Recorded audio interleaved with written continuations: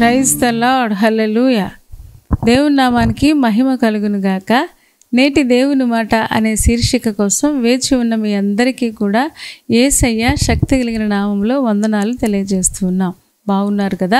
దేవుని మహాకృపను బట్టి, ఆయన దయను బట్టి మరొక నూతనమైన దినాన్ని చూడడానికి దేవుడు ఎంతో సహాయం చేశారు.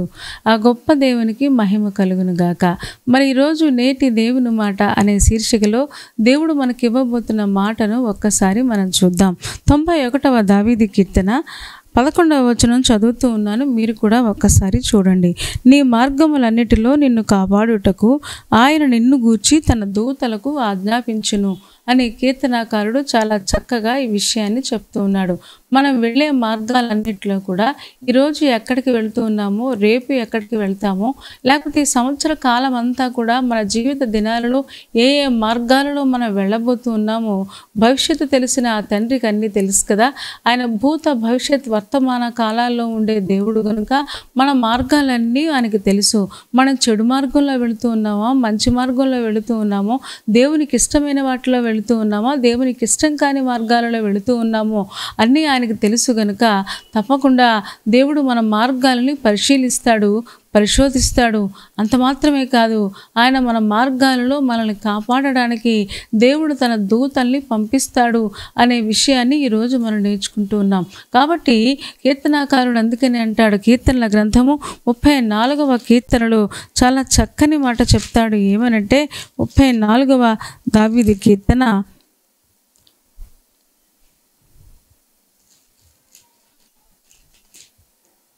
37వ దావీదు కీర్తనలో చాలా 5వ వచనం నేను చదువుతున్నాను.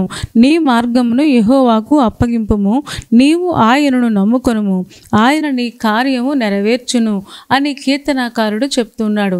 ఎప్పుడు దేవుడు మనకు సహాయం చేస్తారు అంటే మన మార్గాలని ఆయనకు పూర్తిగా అప్పగించాలి. దేవా, నా భారం అంతా నీ మీద వేస్తూ ఉన్నాను, ఈ మార్గంలో నువ్వే నన్ను నడిపించాను. నిజమే, మనం వెళ్ళే మార్గాలలో రాళ్ళు ఉండొచ్చు, రప్పలు ఉండొచ్చు, ముళ్ళు ఉండొచ్చు, లేకపోతే పొదలు ఉండొచ్చు, చెట్లు ఉండొచ్చు, లేదా క్రూర సింహాలు కూడా ఉండొచ్చు.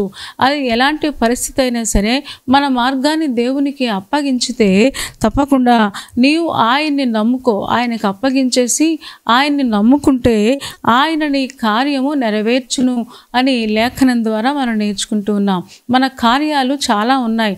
ఈ సంవత్సరం మనం చేయాల్సిన కార్యాలు ఎన్నో ఉన్నాయి. మరి ఆ కార్యాలన్నీ నెరవేర్చబడాలి అంటే తప్పకుండా కార్యాలు నెరవేర్చగలిగిన ఆ దేవునికి మన మార్గాలని అప్పగించాలి.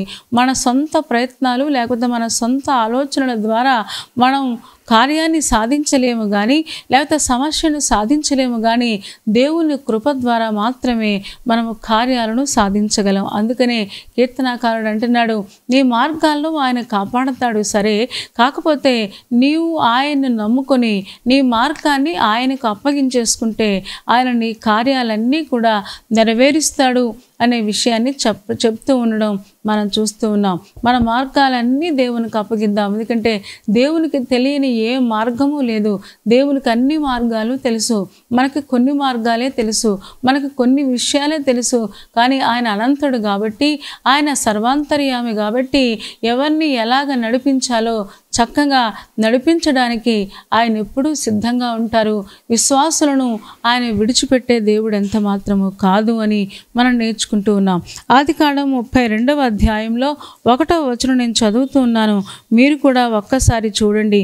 అందులో వ్రాయబడిన మాట ఏంటి అంటే 32వ అధ్యాయము 1వ వచనంలో యాకోబు ప్రయాణమై వెళుతూ ఉన్నాడు. యాకోబు తన త్రోవను వెళ్ళుచుండగా దేవదూతలు అతనిని ఎదుర్కొనిది. యాకోబు వారిని చూచి ఇది దేవుని సేన అని చెప్పి ఆ చోటికి మహనయీము అను పేరు పెట్టెను అని మనం చదువుతూ ఉన్నాం. యాకోబు తన త్రోవను తాను వెళుతూ ఉన్నాడు. లాబాను దగ్గర నుంచి బయలుదేరిపోయాడు.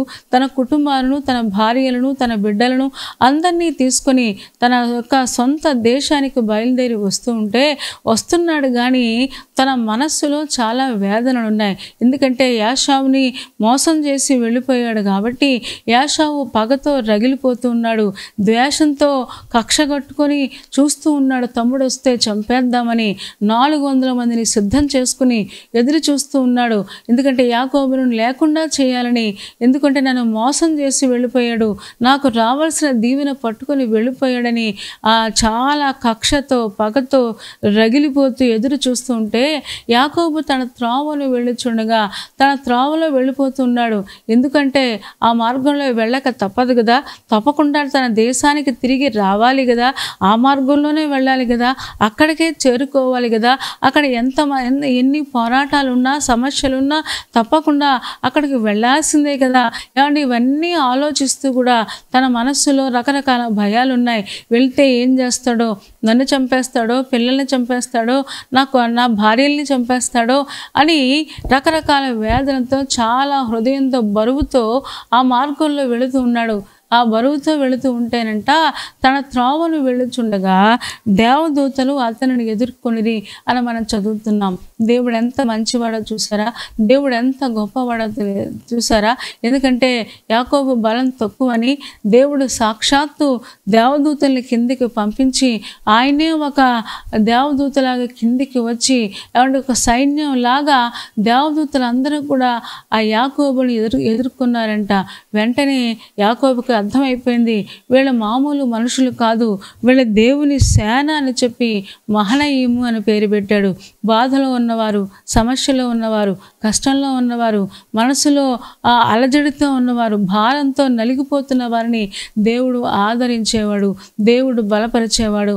ఒకవేళ దాని అర్థం ఏంటి అంటే, యాకోబు నువ్వు భయపడాల్సిన పని లేదు, నేను సైన్యాన్ని పంపిస్తూ ఉన్నాను నీ పక్షంగా. నీకు బలం సరిపోకపోవచ్చు కానీ నీ పక్షంగా పోరాడడానికి, నీ పక్షంగా నిలబడడానికి ఇంతమందిని పంపిస్తున్నాను అనే ధైర్యాన్ని ఇచ్చినట్టుగా మనం చూస్తూ ఉన్నాం. నిజమే, మన దేవుడు ధైర్యపరిచేవాడు, మన దేవుడు బలపరిచేవాడు, మన దేవుడు సహాయం చేసేవాడు. యాకోబు ఎప్పుడైతే వాళ్ళని చూశాడో నేను అనుకుంటాను వెంటనే అతనిలో ధైర్యం వచ్చింది. నా దేవుడు నన్ను విడిచిపెట్టలేదు, వాగ్దానం చేశాడు కదా, నీ తండ్రి ఇంటికి మళ్ళీ తీసుకొని వస్తానని వాగ్దానం చేశాడు కదా, తప్పకుండా ఆ వాగ్దానాన్ని నెరవేరుస్తాడు అని అతను గ్రహించినట్లుగా మనం చూస్తూ ఉన్నాం. నిజమే, మన మార్గాలన్నిటిలో కూడా మనల్ని కాపాడడానికి దేవుడు తన దూతల్ని పంపిస్తాడు. మన మార్గాలు మనం వెళ్తూ ఉంటే సాతానుడు ఏవో అడ్డంకులు పెట్టచ్చు, రకరకాల సమస్యలు ఎదురవ్వచ్చు, రకరకాల ఇబ్బందులు ఎదురవ్వచ్చు. అయినా సరే మన మార్గంలో ముందుగా ఆయన నడుస్తూ ఉన్నాడు. ఎందుకంటే మీకు ముందర నడుచుచున్నవాడు మీ యెహోవా అని లేఖనంలో మనం చూస్తున్నాం. మనకు ముందుగా ఆయన వెళ్ళి ఆయన ప్రతి మార్గాన్ని సరళం చేస్తాడు. ఇక్కడ యాకోబు తన దేశానికి వస్తూ ఉంటే యాషావు 400 మందితో చంపేద్దామని ప్రయత్నం చేస్తుంటే ఆ సమయంలో దేవుడు అద్భుతం చేశాడు, ఆశ్చర్యకార్యం చేశాడు. పగతో రగిలిపోతున్న యాషావు ఎప్పుడైతే తమ్ముడిని చూశాడో ఏడుపు వచ్చిందంట, జాలి వచ్చిందంట, ప్రేమ పొర్లుకొని వచ్చిందంట. వెంటనే కౌగలించుకున్నాడు, ముద్దు పెట్టుకున్నాడు, చక్కగా ఆదరించినట్లుగా మనకు అర్థమవుతుంది. నిజమే, మన మార్గాలలో దేవుడు మనకి సహాయం చేయకపోతే యాషావులు ఉండవచ్చు, లేకపోతే మరి ఇంకేదైనా ఉండవచ్చు.